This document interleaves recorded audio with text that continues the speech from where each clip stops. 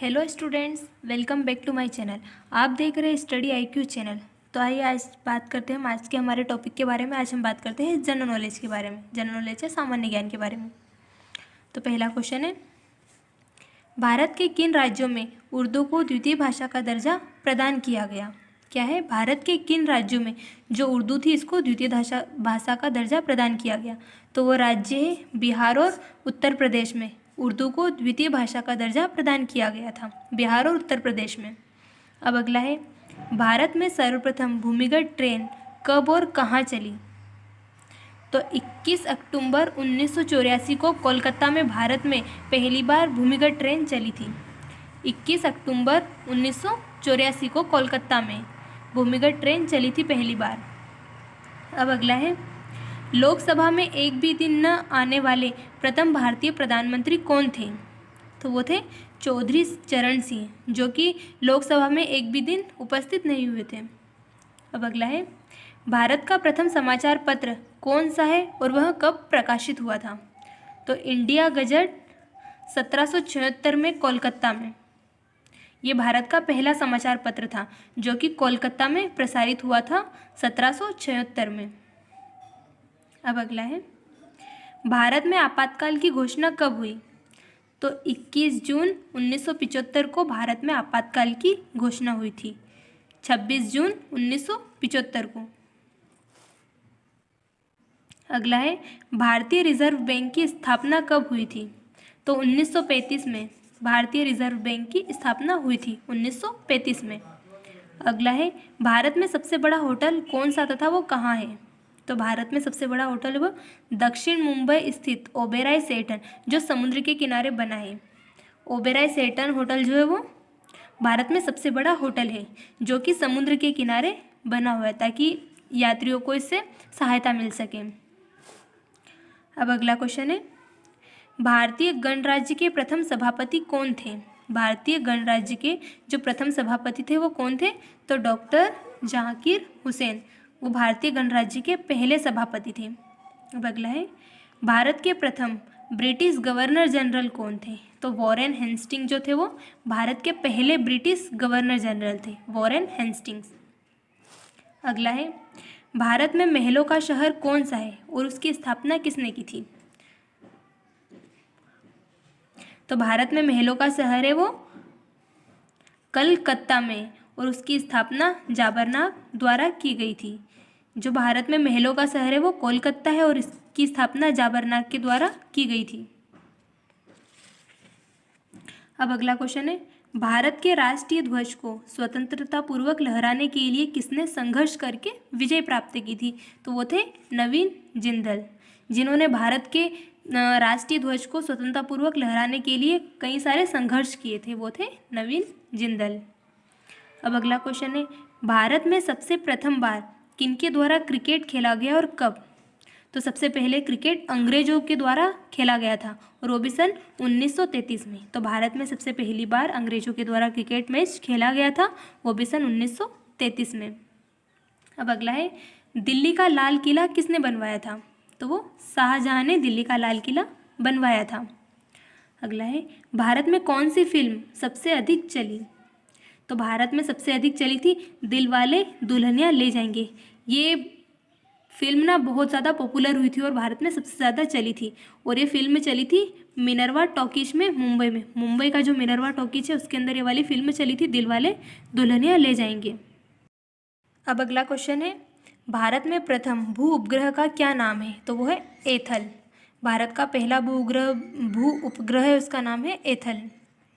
अब अगला है, भारत में सोना कहाँ पाया जाता है? तो भारत में सोने की जो खान है वो कर्नाटक राज्य के कोलार में है।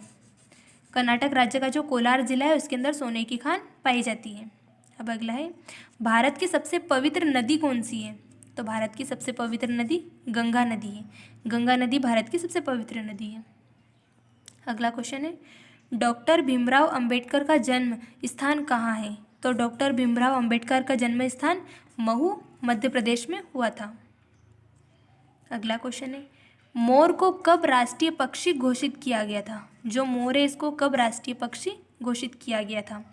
तो 31 जनवरी 1963 को मोर को राष्ट्रीय पक्षी घोषित किया गया था। अब अगला है, भारत में बिना मंत्री पद ग्रहण किए सीधे प्रधानमंत्री कितने लोग बने? मतलब उनको बिना पद ग्रहण किए कितने लोग बने थे? तो वो 3 लोग बने थे। पहले थे पंडित जवाहरलाल नेहरू, दूसरे राजीव गांधी और तीसरे चंद्रशेखर। ये तीनों बिना मंत्री पद ग्रहण किए मंत्री बने थे। अब अगला क्वेश्चन है, भारतीय क्रांतिकारियों में सबसे पहले किसको फांसी दी गई थी? क्रांतिकारियों की श्रेणी में सबसे पहले फांसी दी गई थी खुदीराम बोस को। अब अगला है, महात्मा गांधी को सर्वप्रथम महात्मा किसने कहा था? जो उनका मेन नाम था मोहनदास करमचंद गांधी। तो महात्मा गांधी उनका नाम क्यों पड़ा था? सबसे पहले उन्हें महात्मा किसने कहा था? तो वो रविन्द्रनाथ टैगोर ने सबसे पहले उन्हें महात्मा कहकर पुकारा था। अगला क्वेश्चन है, महाभारत के युद्ध को किसने दिव्य दृष्टि से देखा था? मतलब किसने उसे अपने ध्यान से देखा था? तो वो थे संजय ने। संजय ने महाभारत के युद्ध को दिव्य दृष्टि से देखा था। अगला क्वेश्चन है, भारत की वह कौन सी नदी है जिसमें हीरे पाए जाते हैं? तो भारत की कृष्णा नदी के अंदर हीरे पाए जाते हैं, जो कि दक्षिणी भारत में स्थित है। कृष्णा नदी में हीरे पाए जाते हैं। अगला क्वेश्चन है, भारत में सबसे पहला रंगीन टीवी विज्ञापन किस कंपनी का दिखाया गया था? तो वो थे बॉम्बे डाइंग का सबसे पहला रंगीन टीवी विज्ञापन दिखाया गया था। अब अगला है, संघ राज्य नियुक्त करने से पहले लक्षद्वीप किसका भाग था? तो लक्षद्वीप पहले महाराष्ट्र का भाग था और संघ राज्य नियुक्त करने के बाद महाराष्ट्र को अलग कर दिया गया। अगला है, मुंशी प्रेमचंद का अंतिम उपन्यास कौन सा था? तो मुंशी प्रेमचंद का जो उन्होंने अंतिम उपन्यास लिखा था वो था गोदान।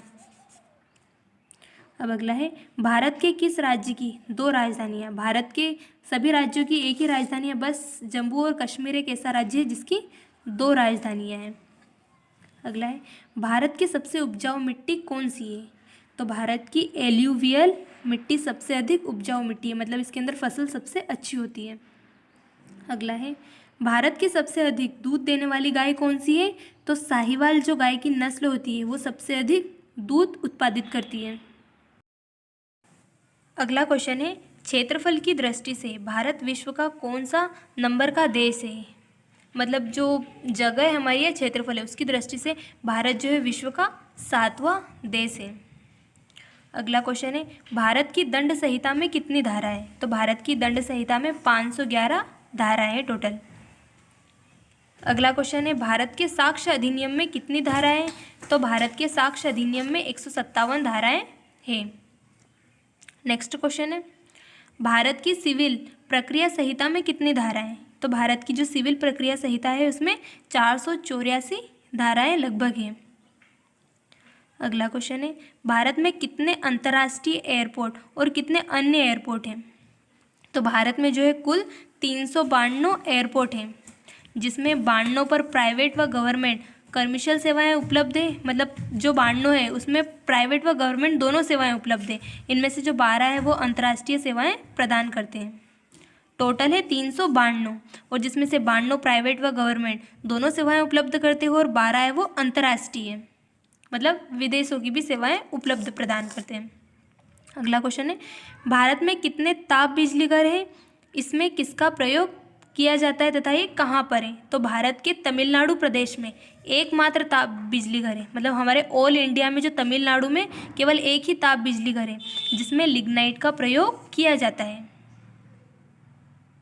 अब अगला क्वेश्चन है, भारत में आज़ादी के बाद पहली जनगणना कब हुई थी? हमारा देश आज़ाद हो गया उसके बाद पहली जनगणना कब हुई थी? तो वो 1951 में हुई थी। अगला है, भारत छोड़ो आंदोलन कहाँ से शुरू हुआ था?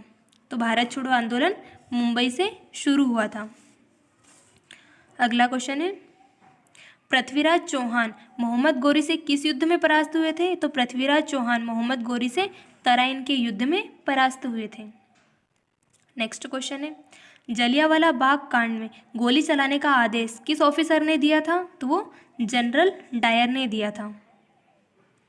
अगला है, भारत का संविधान बनाने में कितना समय लगा? तो भारत का संविधान बनाने में 2 वर्ष 11 माह और 18 दिन का लगभग समय लगा था।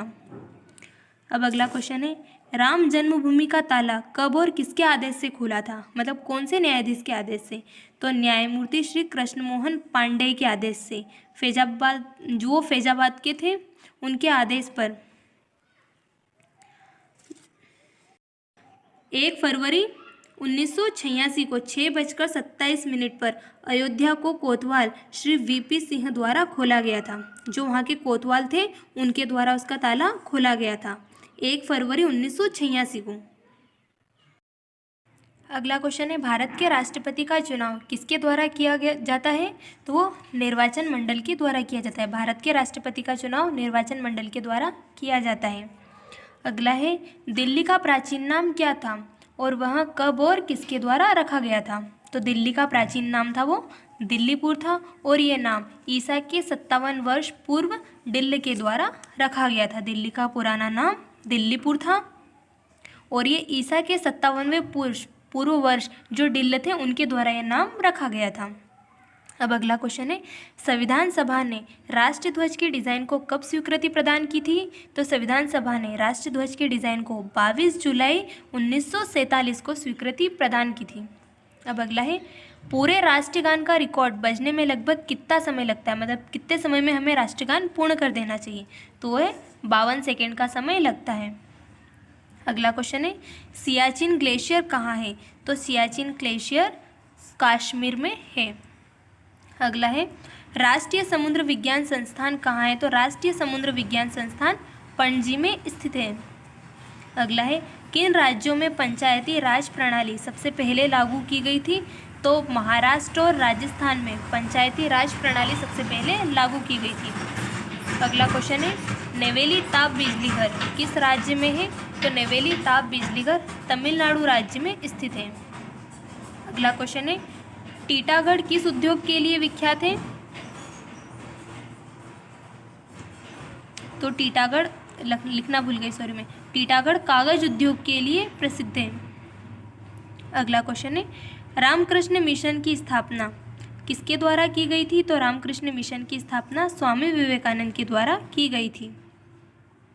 अगला क्वेश्चन है, भारत की पहली तेल शोधनशाला कहाँ बनी थी? तो भारत की पहली तेल शोधनशाला डिगबोई में बनी थी। अगला क्वेश्चन है, विश्व में अंडा पैदा करने वाले देशों में भारत का कौन सा स्थान है? तो विश्व में अंडा पैदा करने वाले देशों में भारत चौथे नंबर पर आता है। अगला है, चाणक्य किसके दरबार में मंत्री थे? तो चाणक्य चंद्रगुप्त के दरबार में मंत्री थे या चंद्रगुप्त द्वितीय के दरबार में मंत्री थे। अगला है, राष्ट्रपति पद हेतु उम्मीदवार की न्यूनतम आयु कितनी होनी चाहिए? तो राष्ट्रपति के पद हेतु उम्मीदवार की न्यूनतम आयु 35 वर्ष होनी चाहिए। अगला क्वेश्चन है, शिवाजी की माँ का नाम क्या था? तो शिवाजी की माँ का नाम जीजाबाई था। नेक्स्ट है, महाभारत का पुराना नाम क्या था? तो महाभारत का पुराना नाम जय संहिता था। अगला है, प्रसिद्ध कोहिनूर हीरा कहाँ से प्राप्त किया जाता है? तो प्रसिद्ध कोहिनूर हीरा जो है वो गोलकुंडा की खानों से प्राप्त किया जाता है। अगला है, लोकसभा एवं राज्यसभा सदस्यता हेतु उम्मीदवार की आयु न्यूनतम कितनी होनी चाहिए? तो लोकसभा के लिए 25 वर्ष होनी चाहिए और राज्यसभा के लिए 30 वर्ष। जो लोकसभा इसके लिए 25 वर्ष और राज्यसभा के लिए उम्मीदवार की आयु 30 वर्ष होनी चाहिए। अगला क्वेश्चन है, देश का सर्वप्रथम समाचार बुलेटिन कब और कहाँ से प्रसारित हुआ था? तो देश का सर्वप्रथम समाचार बुलेटिन 23 जुलाई 1927 को मुंबई के एक निजी रेडियो स्टेशन से प्रारंभ हुआ था। 23 जुलाई 1947 को। अगला है, भारत में डाक सेवा की शुरुआत कब हुई थी? तो भारत में डाक सेवा की शुरुआत 1837 में हुई थी। डाक सेवा की शुरुआत 1837 में हुई थी। अब अगला है, भारत में मनी ऑर्डर सेवा और स्पीड पोस्ट की शुरुआत कब हुई थी? तो मनी ऑर्डर सेवा की शुरुआत 1980 को और स्पीड पोस्ट की शुरुआत 1 अगस्त 1986 को हुई थी। मनी ऑर्डर की सेवा 1980 में और स्पीड पोस्ट की जो सेवा थी वो 1 अगस्त 1986 को हमारे भारत में शुरू हुई थी। अगला है, भारत का विस्तार क्षेत्र क्या है? तो भारत का विस्तार क्षेत्र उत्तर से दक्षिण तक 3214 किलोमीटर तथा पूर्व से पश्चिम तक 2933 किलोमीटर है। जो उत्तर से दक्षिण तक है वो 3214 किलोमीटर और पूर्व से पश्चिम तक 2933 किलोमीटर विस्तार फैला हुआ है।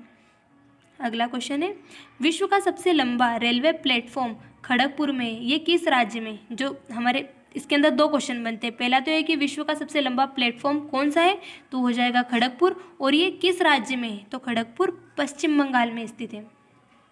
नेक्स्ट क्वेश्चन है, प्रथम भारतीय डाक टिकट कब और कहाँ छापा गया था, तो जुलाई 1854 को कोलकाता के टकसाल में छापा गया था। अगला है, विश्व में सर्वाधिक चीनी उत्पादक देश कौन सा है, तो विश्व में गन्ना या चीनी उत्पादक देश में भारत पहले स्थान पर आता है। अगला है, राजस्थान में ऊंट के बीमार होने पर किस देवता की पूजा की जाती है, तो बाबूजी की। वहाँ पर बाबूजी को बहुत महत्व दिया जाता है, इसलिए जब ऊंट बीमार हो जाता है तो उनकी पूजा की जाती है। अगला है, भोपाल दुर्घटना में किस गैस का रिसाव हुआ था, तो भोपाल दुर्घटना में मिथाइल आइसोसाइनेट गैस का रिसाव हुआ था। अगला है, बौद्ध सन्यासी उपगुप्त के प्रभाव से कौन सा सम्राट बौद्ध धर्म का अनुयायी बना था, तो अशोक। उनके प्रभाव से अशोक जो थे वो बौद्ध धर्म के अनुयायी बन गए थे।